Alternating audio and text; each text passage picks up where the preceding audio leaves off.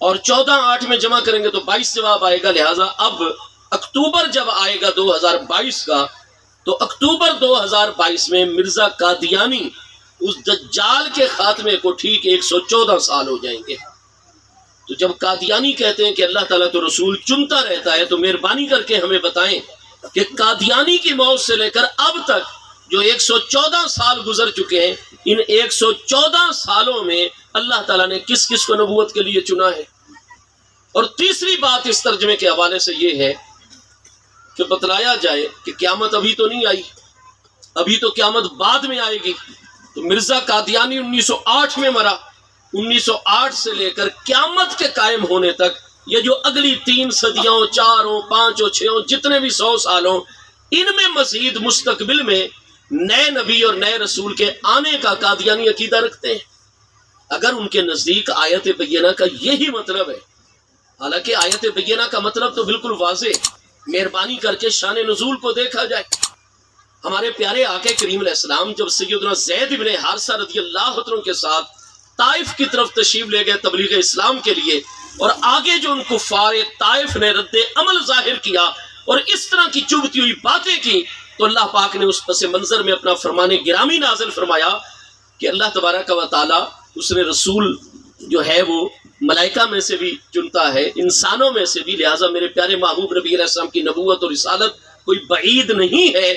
آپ اس پس منظر کو اور شان نزول کو مد نظر رکھیے، لیکن ان ساری چیزوں سے ہٹ کر تو مہربانی کر کے قادیانی بتا سکتے ہیں کہ گزشتہ 1450 سال میں نبی علیہ السلام کے وصال سے لے کر قادیانی کے دعوی نبوت تک کس کس کو اللہ پاک نے چنا ہے.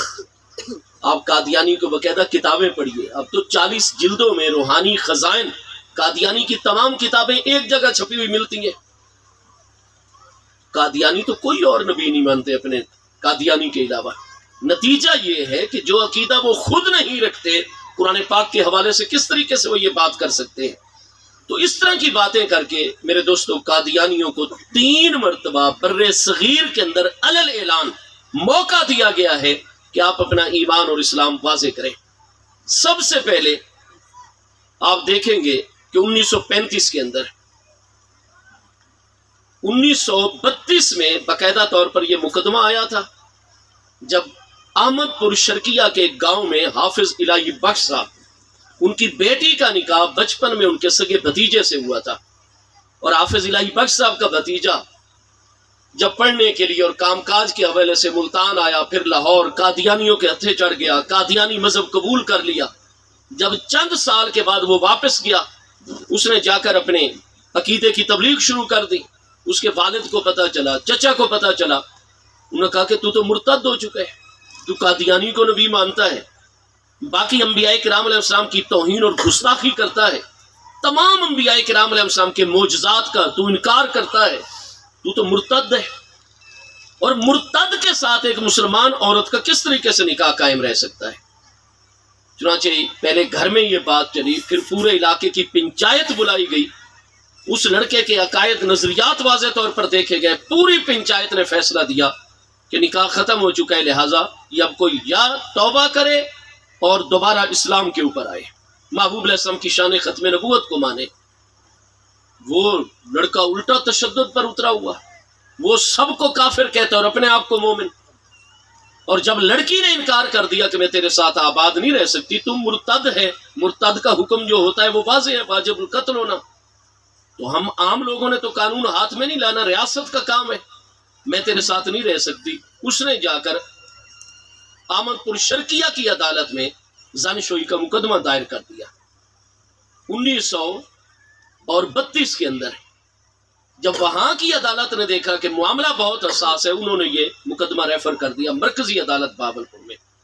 الغرض سماعت کے لیے کیس مقرر ہو گیا، فریقین کو نوٹس جاری کر دیے گئے. لڑکی کو کہا گیا آپ جتنے مسلمان علماء کو بلا سکتی ہیں وہ آ کر اس مسئلے کے اوپر عدالت کی رہنمائی کریں اور معاملت کریں.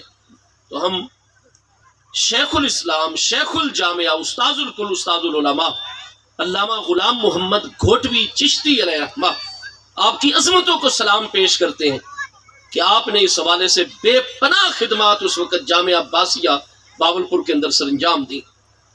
الغرض ٹائم نہیں ہے میرے پاس، آپ دیکھیں گے کہ باقاعدہ طور پر پورے ہندوستان سے اس وقت، یہ قیام پاکستان سے بھی جب یہ فیصلہ آیا تھا فروری 1935 میں، یہ قیام پاکستان سے بھی 12 سال پہلے کی بات ہے۔ قادیانی آئے اور وہاں علامہ غلام دستگیر قصوری ہاشمی علیہ رحمت، وہ ہم مسلمانوں کی طرف سے پیش ہوئے، دیگر مذاہب کے علماء بھی آئے۔ الغرض 3 سال یہ کیس چلا اور فروری 1935 کے اندر متفقہ طور پر یہ فیصلہ آیا، اور آپ دیکھیں گے وہ چھپا ہوا موجود ہے، پوری روایت اس مقدمہ بہاولپور کی چھپی ہوئی مل جاتی ہے۔ آپ اس میں ملاحظہ کریں گے کہ عدالت نے قادیانیوں پر یہ چیز واضح کی تھی کہ آپ عدالت کے اندر کوئی اپنے آپ کو قرون اولیٰ کا بہت بڑا مسلمان ہونا ثابت نہیں کریں گے۔ مومن اور مسلمان وہ ہوتا ہے جس کا ضروریات دین پر کامل ایمان ہو۔ آپ عدالت کے اندر صرف اور صرف ضروریات دین پر ایمان اپنا ثابت کر دیں گے، ہم آپ کو مسلمان اور مومن قرار دے دیں گے۔ باقی چیزیں جو ہیں آپ کی، ہم یہی کہیں گے کہ مسلمانوں میں پہلے بھی بہت سارے فرقے ہیں، آپ بھی ایک دور جدید کا نیا فرقہ ہو، لیکن ہو مسلمان، لہذا عورت کو تمہارے ساتھ بھیج دیا جائے گا۔ لیکن 3 سال کی کارروائی میں آپ دیکھیے کہ قادیانی مل کر بھی مرکزی عدالت بہاولپور میں ضروریات دین پر اپنا ایمان ثابت نہیں کر سکے تھے۔ اور وہ آپ ججز کے اندر دیکھیے، مسلمان جج بھی تھے، ہندو جج بھی تھے، انگریز جج بھی تھے، اور سب کی متفقہ ججمنٹ آئی اور فیصلہ آیا کہ ضروریات دین کا اگر کوئی انکاری ہوتا ہے، ایک بھی ضرورت دینی کا منکر ہوتا ہے، وہ مومن مسلمان نہیں ہو سکتا، وہ مرتد ہوتا ہے۔ تو متفقہ فیصلہ آیا سپریم کورٹ آف بہاولپور اس دور میں قیام پاکستان سے پہلے کہ یہ لوگ مرتد ہیں، مسلمان نہیں ہیں۔ جب یہ مرتد ہے تو مسلمان لڑکی کا نکاح اس کے ساتھ قائم نہیں رہا، لہذا لڑکی آزاد ہے، احکام شرعی کے مطابق آگے چاہے تو نکاح کر سکتی ہے۔ اس کے بعد آپ پاکستان کی اسمبلی میں دیکھتے ہیں،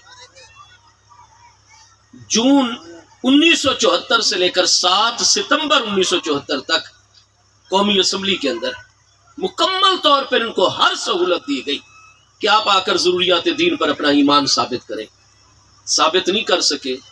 متفقہ طور پر 7 ستمبر 1974 میں قومی اسمبلی آف پاکستان نے متفقہ فیصلہ دیا کہ یہ لوگ مرتد ہیں، مومن اور مسلمان نہیں ہو سکتے۔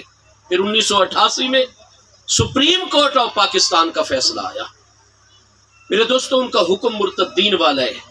ہماری ریاست کی مجبوریاں ہیں کیونکہ ہم مسلمان آپس میں بکھرے ہوئے ہیں، ہم مسلمان آپس میں ایک دوسرے کو برداشت نہیں کر سکتے، ایک دوسرے کی بات تحمل سے سننے کی طاقت ہمارے اندر نہیں ہے، سمجھنے کی اور اس بات کا وزن کرنے کی صلاحیت ہمارے اندر نہیں ہے۔